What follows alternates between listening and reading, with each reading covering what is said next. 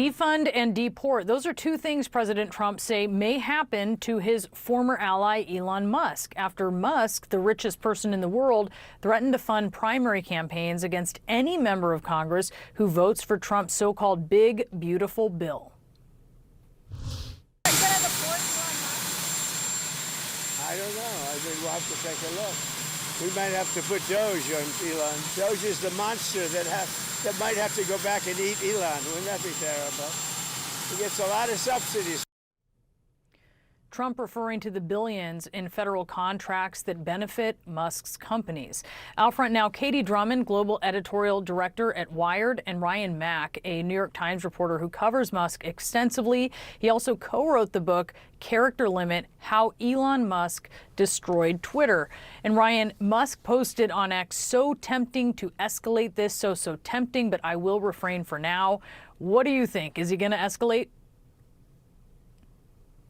You know, Elon has Twitter fingers, or X fingers now, and he tends to kind of say whatever he wants. So even though he's talking about restraint and refraining from speaking out, I think in time, he'll probably lash out again. He'll probably tweet. He'll probably say something that's going to anger the president. And, we've gone through this cycle multiple times now. This is the only the latest iteration. So, I think we're going to see more for sure. Katie, who needs who more here? Does Musk need the federal government more, or does the federal government need Musk more? Well, look, as much as Elon Musk might hate to hear this, his companies, namely SpaceX and Tesla, rely on the largesse of the federal government, on contracts, on subsidies, on tax credits, not to mention federal regulation, right? When we're talking about Tesla and its ability to roll out, autonomous vehicles in different cities, Elon Musk relies on how regulators decide to treat, autonomous vehicles moving forward for that company and that initiative to be able to expand. So there's no question here that when it comes to the richest man in the world or the president of the United States, the president of the United States has a leg up here. He has the leverage.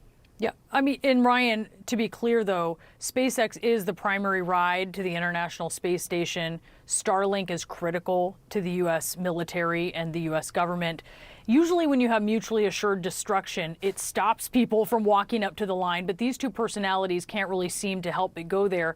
Does Musk see the logic or the lack of logic in thumbing his nose at someone who can affect the contracts and subsidies of his companies and has the upper hand, as Katie explains there, or is he motivated just more by emotion?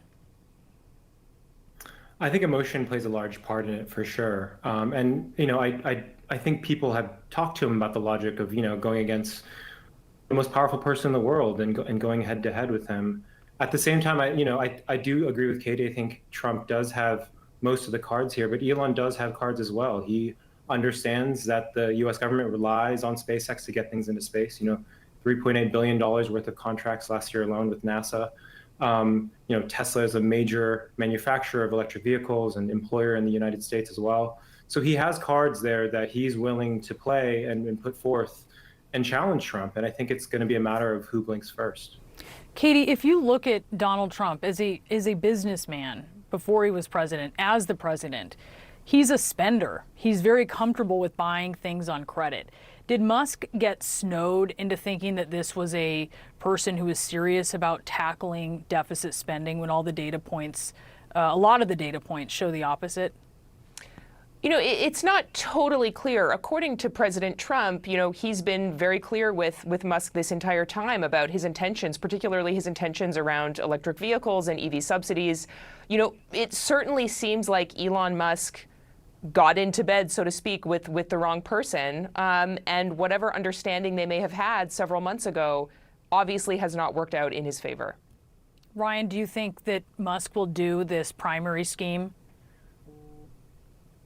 It'd be a lot of people to primary for sure. The whole Republican Party essentially. So, he talks a big game. He's talked about fighting Mark Zuckerberg in a cage once and never followed through.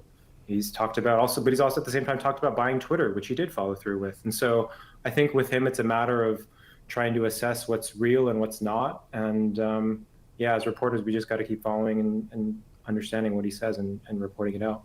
Well, thank you so much for sharing your analysis and your reporting. Katie Drummond, Ryan Mack, we appreciate it. We might have to put Doge on Elon. You know what Doge is? Doge is the monster that might have to go back and eat Elon. Wouldn't that be terrible? He gets a lot of subsidies. The monster that ate Elon. That was President Trump this morning talking about his renewed feud with billionaire and former First Buddy Elon Musk, whose companies get at least $38 billion in federal subsidies, according to a Washington Post analysis. The president also suggested he could deport the South African tech CEO after Musk supercharged his criticism of Trump's domestic policy megabill. Musk replied on his platform X, quote, "So tempting to escalate this, so tempting, but I will refrain for now." Mr. Restraint, Elon Musk, that's how he's known. Joining us now, CNN's Vanessa Yurkevich and Hadass Golden. Hadass, this Trump-Musk truce did not even last a month, and now Musk is threatening again to form a new party and campaign against Republicans who voted yes on the legislation. Yeah, and also I should note about the threat to deport Elon Musk. He is a U.S. citizen. I will make that clear. He was a naturalized citizen in the early 2000s. But yeah, these are some of the most concrete political threats we have heard from Elon Musk about what he plans to do going forward, because there was a big cloud of questioning after this dust up with President Trump. What will Elon Musk do in the midterms? And now we know. He says that he's going to support the primary challenge of any member of Congress who has talked about cutting government spending but voted for this bill. He put up a poster that looked like a Pinocchio in flames saying that your face is going to be on this poster in your primary challenges, and I'm going to support them. He's thrown his support behind Congressman Massey, of course, who voted against this bill. President Trump said today Massey is going to be history, but Elon Musk confirmed today on X that he has donated to Massey's campaign. And then he talked about creating this new political party, the America Party, saying that if this insane spending bill passes, the America Party will be formed the next day. Lots of conversations we can have about how difficult it is to create a new political party, but Elon Musk is still saying that this is not about the EV, the electric vehicle mandates, or about the federal subsidies. In fact, he posted on X saying, in response to a post about Donald Trump's Truth Social post on this, saying, "I am literally saying, cut it all now." He's saying this is all about the debt. He's saying this is all about the spending. And he is also saying that, once again, this bill, he says, makes a mockery of the work Doge said. And he even said, how are we supposed to get to Mars if America is going to go bankrupt? But I can tell you, Jake, investors in Tesla, one of his most important companies, they're not very happy. Tesla stock was down today. They want Elon Musk to go back, focusing on things like robo-taxis and his rockets to Mars. And Vanessa, Trump's mad at someone else. Federal Reserve Chair Jerome Powell. Yesterday, Trump wrote Powell a handwritten letter urging him to substantially cut interest rates. How is Powell responding?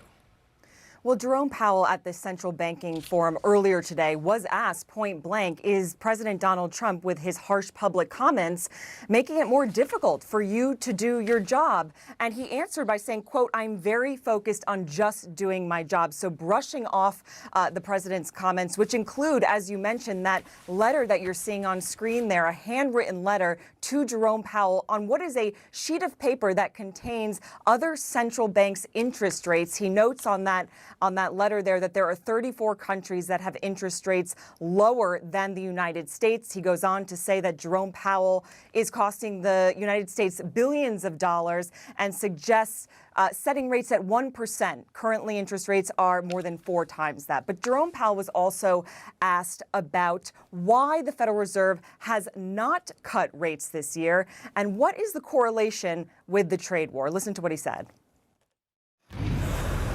Chair, would the Fed have cut more by now if it weren't for the tariffs?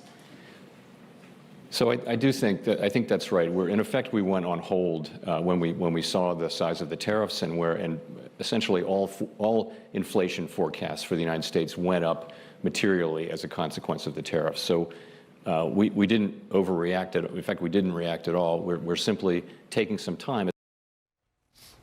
And that time that the Federal Reserve is taking is this wait and see mode, waiting to see if the tariffs, in fact, do show up in the economy. Jerome Powell went on to say he does expect inflation to rise.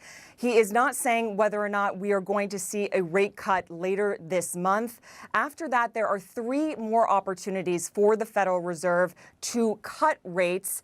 Jerome Powell, in that same event earlier today, Jake, did say that he does expect by the end of the year, that is when we will start to see some interest rate cuts, but likely not before that, Jake. All right.